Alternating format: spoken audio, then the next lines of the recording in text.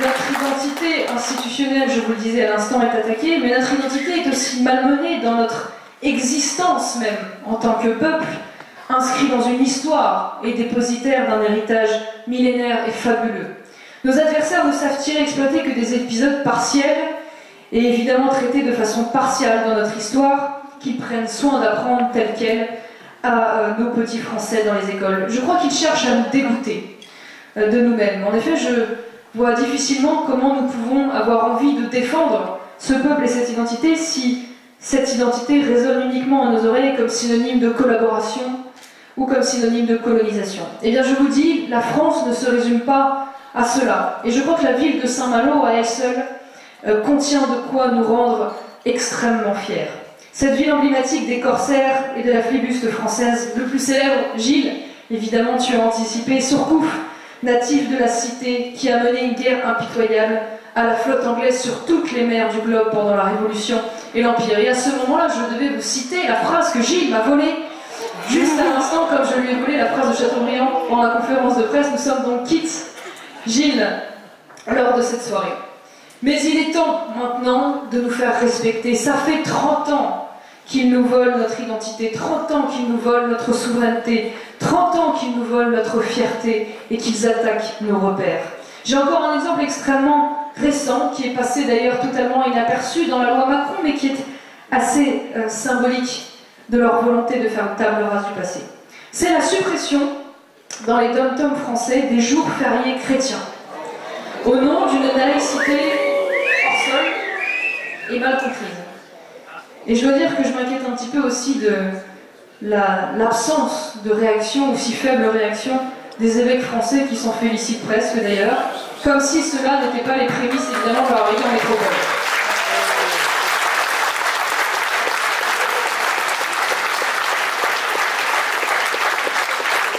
Alors soyons lucides, la laïcité, c'est le respect de la neutralité religieuse des pouvoirs publics et des citoyens dans les administrations et les services publics. C'est et ça n'est que cela. Alors comment expliquer qu'aujourd'hui, au nom de la laïcité, on retire la galette des rois le jour de l'épiphanie dans les écoles françaises, comme ce fut le cas d'ailleurs récemment à Rennes, car je veux dire que la Bretagne se distingue particulièrement de ce point de vue-là, avec la journée de la jupe et j'en passe. Mais dans le même temps, c'est au nom de cette même laïcité qu'on supprime le port dans les cantines, et c'est au nom de cette même laïcité eh bien, qu'on introduit le halal dans les cantines françaises. Eh bien, je crois qu'il faut être lucide. La laïcité, bien sûr, c'est à défendre, c'est à gage d'apaisement, mais ça ne doit pas être une arme de destruction massive de notre héritage chrétien, et encore moins le cheval de Troie des revendications politiques de l'islam radical.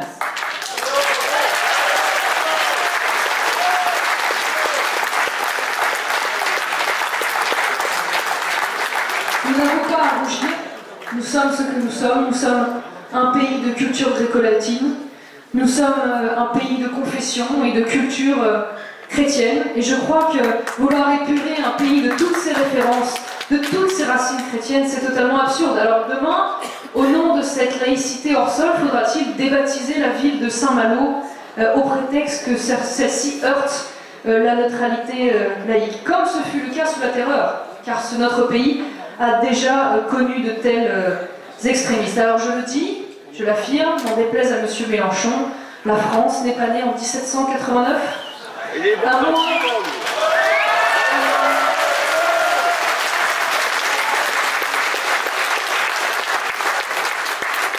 À moins de considérer que le Mont Saint-Michel ne soit pas français, édifice breton d'ailleurs, s'il en est. Pardon pour nos amis normands. Aujourd'hui, parce que nous avons honte, parce que nous n'assumons plus, eh bien ce n'est plus dans cette histoire que l'on invite à se fondre les immigrés que nous accueillons par centaines de milliers chaque année depuis des décennies. Mais on les invite au droit à la différence, au nom d'une société multiculturelle qui serait forcément synonyme de richesse et de tolérance. Eh bien le résultat d'années de politique de laxisme et de renoncement à la matière, eh bien c'est Mera, c'est Kouachi, c'est Koulibaly, ce sont des Français de papier qui tuent nos compatriotes, qui crient à la Wakbar et qui s'en prennent aux uniformes des policiers et des militaires qui représentent la France.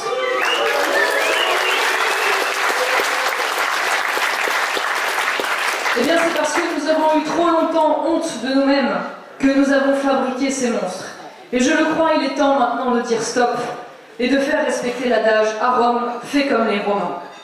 Il est temps de faire le bilan d'une immigration dont la quantité et le flux continu bloquent aujourd'hui tout processus d'assimilation. Il est possible d'assimiler des individus, il n'est pas possible d'assimiler des peuples. Sortons du discours victimaire, car je le vois pointer à nouveau son nez dans la bouche des socialistes qui ne savent plus quoi répondre à ces grossesses non désirées que sont aujourd'hui la création d'un parti musulman qui prône la charia ou à l'apparition de ces Français qui n'ont strictement rien de français. Eh bien, ils nous disent, oui, mais quand même, ces jeunes, parce que c'est le terme, c'est l'expression consacrée, les jeunes, eh bien, ces jeunes, ils deviennent délinquants ou ils se radicalisent parce qu'ils sont mis au bord de la société, les pauvres, eux qui viennent de ces quartiers défavorisés. C'est oublier un peu vite, quand même, que les territoires les plus pauvres de France, eh bien, sont rarement cités. Il s'agit notamment de la Creuse, entre autres, et que ces territoires, bizarrement, ont des taux de délinquance beaucoup moins élevés que dans les Bouches-du-Rhône ou que à la Seine-Saint-Denis. C'est oublier un peu vite que la politique de la ville, l'année dernière, c'est 450 millions d'euros votés pour ces banlieues françaises, en rénovation d'habitat, en construction d'infrastructures, en subvention d'associations de soutien scolaire, etc., etc. Et je ne vous parle même pas de tous les gadgets qu'ils ont mis en place, comme les zones d'éducation prioritaires. Je pense que les campagnes françaises aimeraient bien bénéficier du 10e de l'attention politique et médiatique dont bénéficient aujourd'hui les banlieues françaises.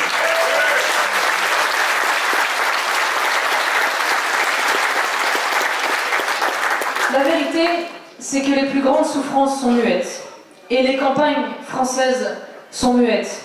Ce sont nos éleveurs, ce sont nos producteurs laitiers, nos pêcheurs, qui aujourd'hui sont pris à la gorge par la concurrence déloyale et la multiplication des réglementations européennes, qui sont eux les vrais grands oubliés, comme toujours, de la politique gouvernementale. Alors après avoir tenté en vain d'invoquer l'esprit du 11 janvier pour prolonger son état de grâce, esprit es-tu là, pitié reste là, François Hollande, après avoir renoué sa cravate, durci un petit peu le ton, eh bien, qu'a-t-il donc proposé aux Français lors de sa conférence de presse pour sortir de la spirale infernale du chômage?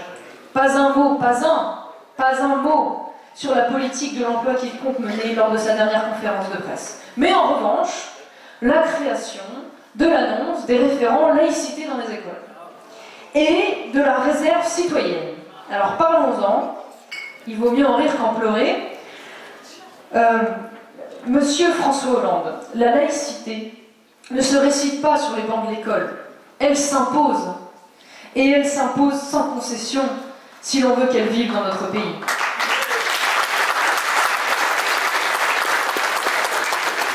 Et alors la réserve citoyenne, ils ont dû réunir un grand nombre de conseillers extrêmement inventifs pour trouver cela.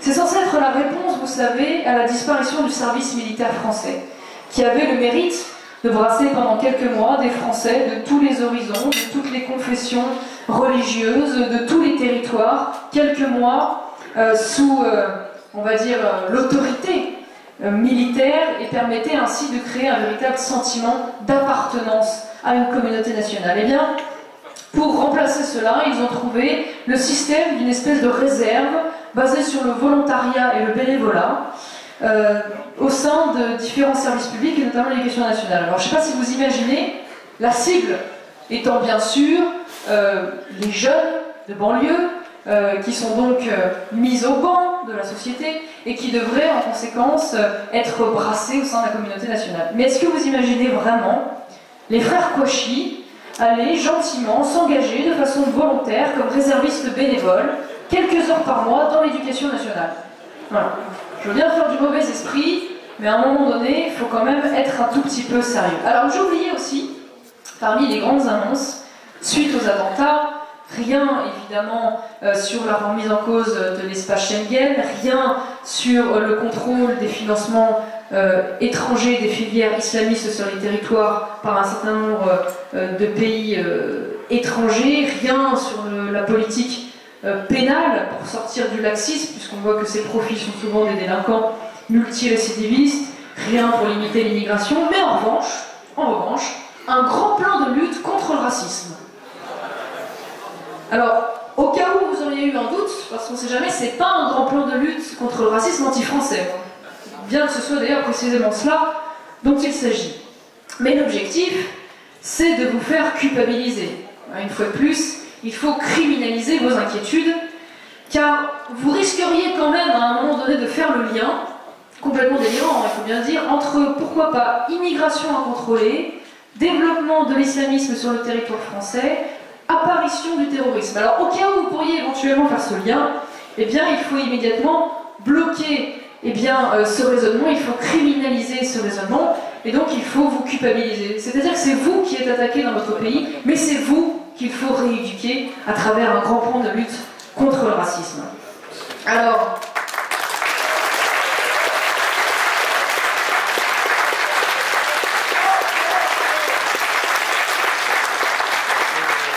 ils nous ont fait la totale.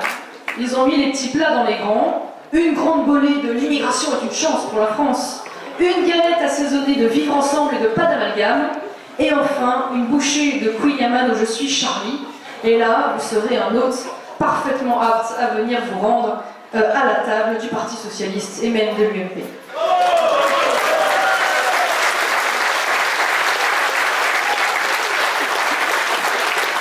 Alors, je crois notre honneur à nous, au Front National, eh bien, tu l'as dit, Gilles, c'est de parler à cette France et de cette France des oubliés, de ces grands perdants de la mondialisation, de ceux qui travaillent et qui ne demandent jamais rien au final.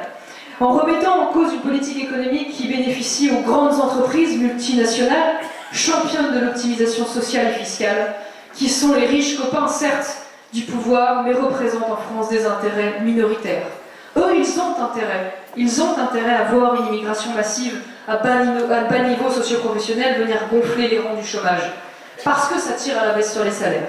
Eux, ils ont intérêt à la libre circulation des hommes, des biens et des capitaux, parce que ça facilite leur commerce. Eux, ils ont intérêt à avoir une réglementation européenne harmonisée par le bas pour moins de contraintes. Et puis, de toute façon, même si les coûts demeurent trop élevés, eh bien, il sera toujours temps de délocaliser. La France n'a qu'à être plus compétitive, argue-t-il. Compétitive, certes, mais avec qui et à quel prix? L'Ukraine? Le Maroc? La Chine? L'Inde, où les salaires sont à peine de quelques euros par jour et le droit du travail quasi inexistant. Alors nous ne voulons pas de cette compétitivité qui va vers le bas. Il n'est pas contradictoire de baisser les impôts et les taxes qui pèsent sur nos TPE et nos PME, de simplifier leurs démarches administratives tout en les protégeant d'une concurrence étrangère intra- et extra-européenne. Le marché commun entre des pays aux intérêts et aux économies structurellement différentes est un échec indéniable. L'emploi, les richesses promises ne sont pas au rendez-vous. Le taux de croissance de l'Union européenne est le plus bas du monde, le chômage y est endémique.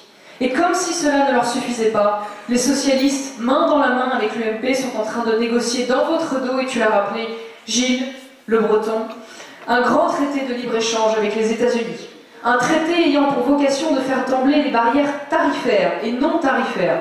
Autrement dit, les quotas d'importation, les droits de douane, mais aussi les normes sanitaires, environnementales et écologiques. Demain, nos agriculteurs et notre industrie vont se retrouver en concurrence directe avec l'économie américaine, avec les hyperstructures de l'industrie agroalimentaire. Notre modèle agricole de qualité et de proximité flanchera face au poulet lavé au chlore et au bœuf aux hormones. Alors ça fait 30 ans qu'ils nous mènent en bateau, 30 ans qu'ils nous traitent d'incapables, nous au Front National, et se drapent dans leurs arguments d'autorité. 30 ans qu'ils se trompent, et 30 ans que l'on assiste au suicide français. Il est temps de briser ces chaînes morales et politiques. À cœur vaillant, rien d'impossible. Et Dieu sait que les Malouins et les Malouines, vous avez le cœur vaillant. Souvenez-vous de qui vous êtes, les enfants. Jacques Cartier, Malouin de naissance, qui découvrit Terre-Neuve et le Canada, grâce à une volonté politique, celle de François Ier, 60 marins et 2 navires.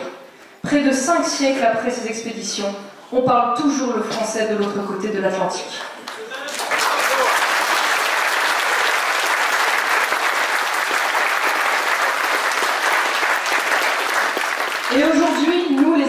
de ces grands hommes, eh bien, nous serions condamnés à nous soumettre aux diktats d'une commission non élue. Nous serions condamnés à accepter la disparition de nos paysans, les délocalisations de nos usines, le remplacement de notre droit romain par le droit anglo-saxon, car ainsi le voudrait la mondialisation et le sens de l'histoire, comme ils disent. Eh bien, nous laissons ce fatalisme et ce mépris de la France à ceux d'en face. La France, c'est la deuxième zone économique du monde. C'est un pays qui est présent sur tous les continents. C'est un pays qui a le réseau diplomatique le plus important derrière les États-Unis. Et c'est un pays qui parle une langue où en 2050, il y aura 715 millions de locuteurs. Alors si l'UMP et le PS ne sont pas capables de tirer profit de ces atouts, eh bien, comptez sur nous pour le faire.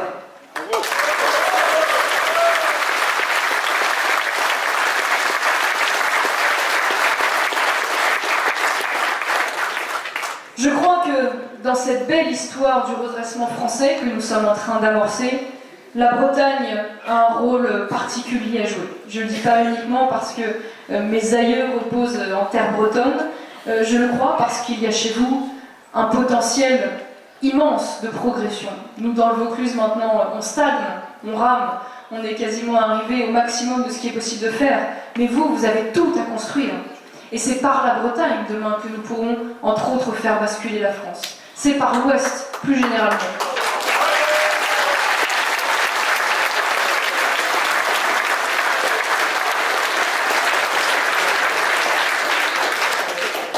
Soyez donc conscients de cela. Comme vous l'a dit Gilles, investissez-vous, donnez un petit peu de votre temps, soyez lucides sur le combat qui est le nôtre. C'est un combat historique que nous menons. Celui de croire en la France ou celui de l'abandonner. Et je pèse mes mots lorsque je dis ça. Alors, à tous les candidats qui partent, à tous leurs suppléants, à tous les militants qui les accompagnent, eh bien, soyez assurés que je continuerai de vous soutenir seul du haut de mon perchoir à l'Assemblée. Et avant tout, je vous souhaite bon vent pour cette élection.